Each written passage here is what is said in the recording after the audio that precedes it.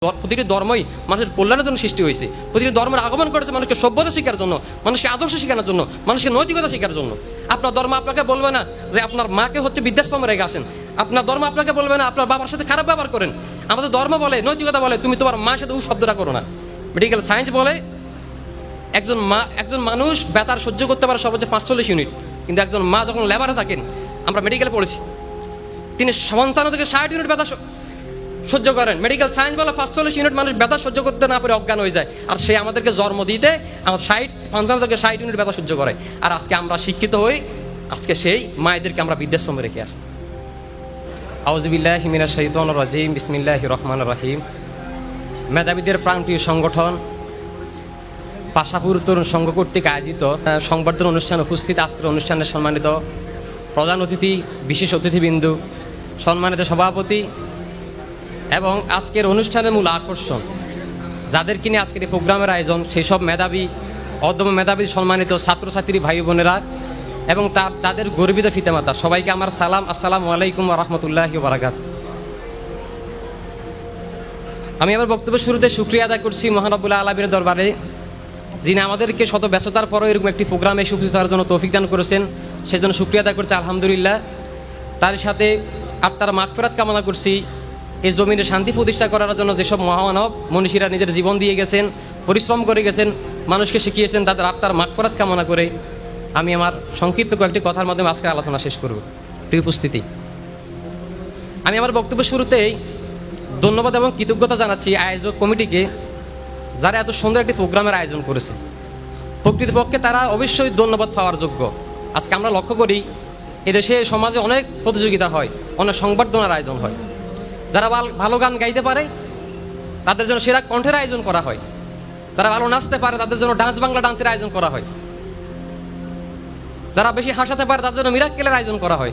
কিন্তু একটি জাতির মূল চালিকা শক্তি, একটি জাতি তাদের উপরে নির্ভর করে, যাদের অদম্য মেধাবীদেরকে নিয়ে আজকে খুব বেশি সংবর্ধনা আয়োজন করা হয় না, তাদেরকে নিয়ে ভালো প্রোগ্রাম করার আয়োজন করা হয় না।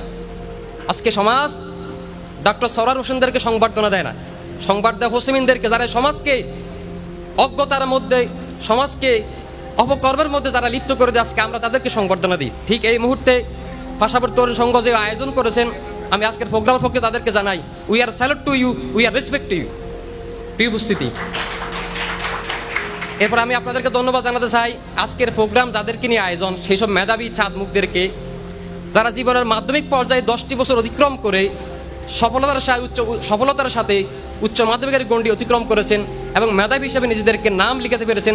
সেই জন্য আপনাদেরকে অন্তঃস্থল থেকে এবং আপনাদের সেই গর্বিত পিতামাতাদেরকে আমি অভিনন্দন এবং শুভেচ্ছা জানাচ্ছি, যাদের অক্লান্ত পরিশ্রমের কারণে আজকের এই প্রোগ্রামে এসে আপনারা উপস্থিত হতে পেরেছেন।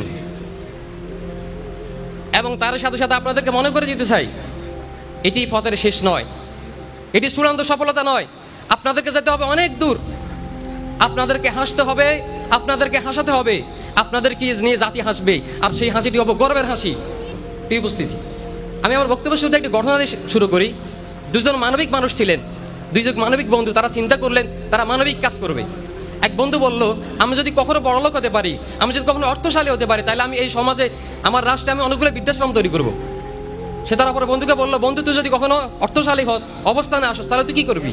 অপর বন্ধু বলল, আমি বৃদ্ধাশ্রমগুলো বন্ধ করে দেব। তার অপর বন্ধু অবাক হয়ে জিজ্ঞেস করলো, তুই কেন বৃদ্ধাশ্রম বন্ধ করবি? সে বললো, আমি নৈতিকতা তৈরি করব, আমি এমন কিছু নৈতিক প্রতিষ্ঠান তৈরি করব এবং এমন কিছু লোকদেরকে ওই নৈতিক প্রতিষ্ঠান পরিচালনা করব, এমন এক জাতি ওই নৈতিকভাবে গড়ে তুলব যারা আরেকটি প্রজন্ম তৈরি করবে, আর জাতি সামগ্রিকভাবে যখন সৎপ্রবণ হয়ে যাবে, নৈতিকতা অর্জন করবে, তখন ওই জাতির এমনি বৃদ্ধাশ্রমগুলো বন্ধ করা হবে, আমি সেই বৃদ্ধাশ্রম বন্ধ করা লাগবে না। প্রিয় উপস্থিতি, বলা হয় মায়ের সফলতা হচ্ছে মাতৃত্বে, বাবার সফলতা হচ্ছে কঠোর পরিশ্রমে, কিন্তু একজন ব্যক্তির চূড়ান্ত সফলতা হচ্ছে নৈতিকতা অর্জনে। একটি জাতির মূল চালিকা শক্তি হচ্ছে নৈতিকতা। আপনি যদি কোনো জাতিকে অপদস্থ করতে চান, পতন করতে চান, তার জাতির নৈতিক শক্তি পতন করে দিলে জাতির পতন কেউ ঠেকাতে পারবে না। আর ওই জাতির মূল সম্পদ হচ্ছে ওই যুব সমাজ, ওই জাতির জেনারেশনদের নৈতিকতার জ্ঞানটা হচ্ছে ওই জাতির সবচেয়ে বড় সম্পদ। সম্মানিত উপস্থিতি, এক সময় বলা হতো শিক্ষা জাতির মেরুদণ্ড, কিন্তু এই কথাটা এখন চলন্ত মিথ্যা হয়ে গেছে। এখন বলা হয় সুশিক্ষাই জাতির মেরুদণ্ড। সক্রেটিস কত সুন্দর করে বলেছেন, শিক্ষা একজন ভালো মানুষকে ভালো করে, একজন খারাপ মানুষকে তার চেয়ে বেশি খারাপ করে। আপনার চীনের গ্রেট ওয়ালের নাম শুনছেন?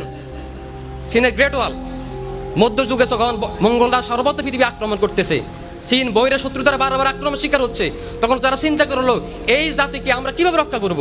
তারা চিন্তা করলো তারা গ্রেট ওয়াল মহাপ্রাচীর নির্মাণ করবে। চীনের সিদ্ধান্ত নিল মহাপ্রাচীর নির্মাণ করা শেষ হলো, কিন্তু আফসোস অবাক করা কাণ্ড হচ্ছে চীনের মহাপ্রাচীর যখন তারা বানানো শেষ করলো, তারা নিশ্চিন্তে বসে রয়েছে জাতিকে তারা কেউ আক্রমণ করতে পারবে না। কিন্তু এরপরও চীন 3 বার আক্রমণ শিকার হয়েছে। তখন তারা গবেষণা করে বের করলো এর কারণ কি। কারণ তারা যারা ওই প্রাচীর নির্মাণে গেট বসাইছে, ওই গেটে যাদেরকে নিয়োগ দিয়েছে তাদের নৈতিকতা অর্জন, নৈতিক শিক্ষা তাদেরকে দিতে পারে নাই, যার কারণে বহিরের শত্রু ওই তাদেরকে ঘুষ দিয়ে চীন আক্রমণ করতে পেরেছে। প্রিয় ভাইরা, আমি আমার বক্তব্য সবসময় বলি, আমাদের মেহমানরা বলেছেন তোমাদেরকে মেধাবী হওয়ার আগে সর্বপ্রথম যে কাজটি করতে হবে, তোমাদেরকে একজন ভালো মানুষ হতে হবে। মনে রাখবেন, একজন ভালো মানুষের দ্বারা মেধাবী হওয়া সম্ভব, কিন্তু একজন মেধাবী সবসময় ভালো মানুষ হতে পারে না।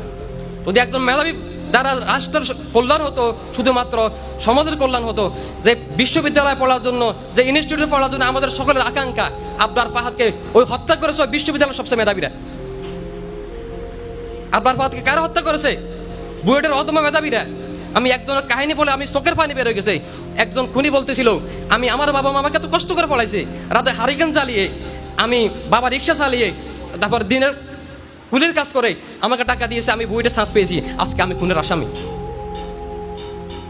আজকে আমি খুনের আসামি। তাদের বাবা মা তাদেরকে যে শিক্ষাটা দিতে পারে না, সেটা হচ্ছে নৈতিক শিক্ষা।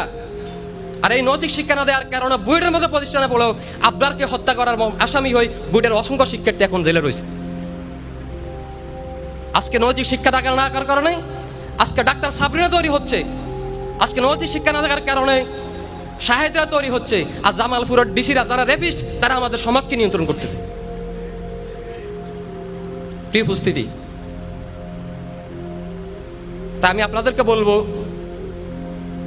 আমাদেরকে মেধাবী হওয়ার আগে সর্বপ্রথম আপনাদেরকে যে জ্ঞানটি অর্জন করতে হবে, সেটা হচ্ছে আমাদেরকে নিজেকে ভালো মানুষ হিসেবে উপস্থাপন করতে হবে। আমি আমার বাস্তব জীবন থেকে 2টা ঘটনা বলে আমার বক্তব্য শেষ করব। আমি যখন উচ্চ মাধ্যমিকে পড়াশোনা করি, আপনারা এখন উচ্চ মাধ্যমিকে গিয়েছেন, অনেক বেশি পরিশ্রম করতে হবে। তো আমরা কয়েকজন বন্ধু মেসে থাকতাম। আমাদের সাথে আমার এক ফ্রেন্ড বন্ধু ছিল, তার নাম সৌরভ। পাশে তার বাসা ছিল। আমরা প্রত্যেকদিন ফজরের সালাতে বন্ধুরা সবাই একসাথে যেতাম। তো চাচার সাথে প্রতিদিন দেখা হতো। আমরা জিজ্ঞেস করতাম, চাচা আপনি কেন সৌরভকে ডাকেন না? চাচা আমাকে উত্তর দিলেন যে ও আসলে 2টা-3টা পর্যন্ত পড়াশোনা করে, এরপর সকাল 7টা তার আবার প্রাইভেট, এই জন্য আমরা তাকে ডাকি না। আমি চাচাকে আক্ষেপ করে জিজ্ঞেস করলাম, চাচা সন্তানকে এমন শিক্ষা দিবে না যে শিক্ষা ধর্মীয় শিক্ষা নাই, যে শিক্ষা নৈতিকতা নাই। কেটে গেছে অনেক পর, ঠিক 5 বছর পরে যখন আমি আমার ডিউটি জীবন মাদারল্যান্ডে ডিউটি হিসেবে জয়েন করেছি, দেখলাম ওই চাচা মাথা ফাটিয়ে আসলেন। তিনি আমাকে দেখে হাউমাউ করে কিন্তু বললাম, বাবা সজীব তোমাকে তো খোঁজ করতেছিলাম। আমি চাচাকে জিজ্ঞেস করলাম, চাচা আপনার কি হয়েছে? চাচা বললো, তুমি সেদিন ঠিক ছিলে, আমি আমার সন্তানকে মেধাবী করেছি, কিন্তু আমার সন্তানকে আমি নৈতিকতা তৈরি করতে পারে নাই। যে সন্তান এদেশের সবচেয়ে বড় বিদ্যাপীঠ ঢাকা বিশ্ববিদ্যালয় পড়েছে এবং তার বন্ধুদের সাথে একসাথে হয়েছে ইয়াবা সেবনকারী হয়েছে। একটা পর্যায়ে সেই ইয়াবার অ্যাডিকশন তার এত বেশি বেড়েছে, সে তার মায়ের সাথে খারাপ ব্যবহার করতো, ভাই বোনদের সাথে খারাপ ব্যবহার করতো। আর একটা পর্যায়ে আজকে টাকা না দেওয়ার কারণে সেই সন্তান আমার মাথা ফাটিয়ে দিচ্ছে। প্রিয় বাবা, আপনারা রাগ করবেন না, সন্তানদেরকে এমন শিক্ষিত করবেন না যে সন্তানদেরকে ওই শিক্ষিত হয়ে সন্তানরা তাদেরকে বৃদ্ধাশ্রমে রেখে আসে। আজকে পাশ্চাত্যের শিক্ষা ব্যবস্থাকে আমরা শিক্ষা গ্রহণ করতে যাই, অথচ পৃথিবীর সবচেয়ে অসুখী মানুষগুলো হচ্ছে ইউরোপ আমেরিকার মানুষগুলো। পৃথিবীর সবচেয়ে বৃদ্ধাশ্রম বেশি হচ্ছে ওসব রাষ্ট্রগুলোতে। ওরা নিজেরা দেওয়ালি, আর আজকে আমরা ওদের থেকে সে শিক্ষা গ্রহণের কথা বলি। আজকে জাতির অধঃপতন নিয়ে আমাদের মধ্যে অনেক কথা হয়, অনেক বক্তব্য, অনেক সেমিনার হয়, কিন্তু জাতির অধঃপতনের চূড়ান্ত পতন থেকে যে আমাদেরকে বের করে আসতে হবে, সে বিষয়ে আমাদের সঠিক পদক্ষেপ নাই। আমি যদি আপনাদেরকে একটু উদাহরণ দিয়ে আজকে আমার বক্তব্য শেষ করব। এটি হচ্ছে টাকা, এটা আপনারা সবাই চিনেন। এই টাকা আপনাকে আহ্বান করতেছে এসব শান্তির দিকে, কল্যাণের দিকে, সুখের দিকে।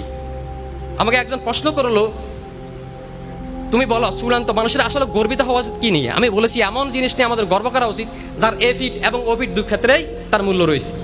আর অনৈতিক ব্যক্তি, অসৎ ব্যক্তি এই কাগজের টাকার মতো। যেখানে টাকা রাখা হয়েছে, এই কাগজটা যদি আমার টাকা শব্দটা বাদ দিয়ে দিই, আপনারা এই টাকাটা নেবেন?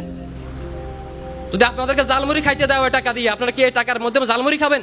আপনারা বলবেন এই টাকা সুইবারের কাছে গেল, এই টাকা মাসালোয়ার কাছে গেল, এই টাকা দিয়ে আমি নিব না। আমাদেরকে হইতে হবে স্বর্ণ মুদ্রার মতো, যার মুদ্রা শব্দটি বাদ দিয়ে দিল তার নিজস্ব একটা মূল্য রয়েছে। মনে রাখবেন, অনৈতিক ব্যক্তি সে অনেক আকাশচুম্বী তার জনপ্রিয়তা হতে পারে, কিন্তু একটা সময় তার অসৎ কাজ সমাজের কাছে খোলাসা হয়ে যাবে। সে অনেক টাকার মালিক হতে পারে, তার ক্ষমতা থাকতে পারে, কিন্তু ইতিহাস থেকে একদিন সে মুছে যাবে। ইতিহাস তার নাম স্বর্ণাক্ষরে লেখা থাকবে না, যদিও লেখা থাকে ওই মীর জাফর আল জুমলার মতো লেখা থাকবে। প্রিয় ভাইরা, আমি আপনাদেরকে উদারত আহ্বান রাখবো, আপনাদের অভিভাবকদেরকে উদারত আহ্বান রাখবো, আপনার সন্তানদেরকে শিক্ষার পাশাপাশি ধর্মীয় শিক্ষা শিক্ষিত করুন। কারণ প্রতিটি শিক্ষায়, প্রতিটি ধর্মই মানুষের কল্যাণের জন্য সৃষ্টি হয়েছে। প্রতিটি ধর্মের আগমন করেছে মানুষকে সভ্যতা শিক্ষার জন্য, মানুষকে আদর্শ শেখানোর জন্য, মানুষকে নৈতিকতা শেখার জন্য। আপনার ধর্ম আপনাকে বলবে না যে আপনার মাকে হচ্ছে বৃদ্ধাশ্রমে রেখে আসেন। আপনার ধর্ম আপনাকে বলবে না আপনার বাবার সাথে খারাপ ব্যবহার করেন। আমাদের ধর্ম বলে, নৈতিকতা বলে, তুমি তোমার মায়ের সাথে শব্দটা করো না। মেডিকেল সায়েন্স বলে একজন মানুষ ব্যথার সহ্য করতে পারে সর্বোচ্চ 45 ইউনিট, কিন্তু একজন মা যখন লেবারে থাকেন, আমরা মেডিকেলে পড়েছি, তিনি 55 থেকে 60 ইউনিট ব্যথা সহ্য করেন। মেডিকেল সায়েন্স বলে 45 ইউনিট মানুষ ব্যথা সহ্য করতে না পারে অজ্ঞান হয়ে যায়, আর সে আমাদেরকে জন্ম দিতে আমার 55 থেকে 60 ইউনিট ব্যথা সহ্য করে। আর আজকে আমরা শিক্ষিত হই, আজকে সেই মায়েদেরকে আমরা বৃদ্ধাশ্রমে রেখে আসি। জাতির অধঃপতনের যে মূল কেন্দ্রবিন্দুগুলো আমাদেরকে সেখানে বন্ধ করতে হবে, আমাদেরকে ভালো মানুষ হইতে হবে। আর আজকের এই প্রোগ্রামে আমি আপনাদেরকে জানতে চাই, আপনারা যারা এখানে আছেন, আপনারা কারা কারা জীবনে ইফটিজিং করবেন না, আপনারা কারা কারা জীবনে অন্যায় করবেন না, খারাপ কথা শুনবেন না, খারাপের সাথে চলবেন না, একজন ভালো মানুষ হিসেবে নিজেকে গড়ে তুলবেন। তারা একটু হাত তুলে দেখান। আল্লাহ রাব্বুল আলামিন সবাইকে কবুল করুক। সবার সুস্বাস্থ্য সাফল্য মণ্ডিত কামনা করে আমি আমার বক্তব্য শেষ করছি। ওমা তাওফিক ইল্লা বিল্লাহ। সুবহানাল্লাহি ওয়া বিহামদিহি আস্তাগফিরুল্লাহ ওয়া আতুবু ইলাইহি। আসসালামু আলাইকুম ওয়া রাহমাতুল্লাহ।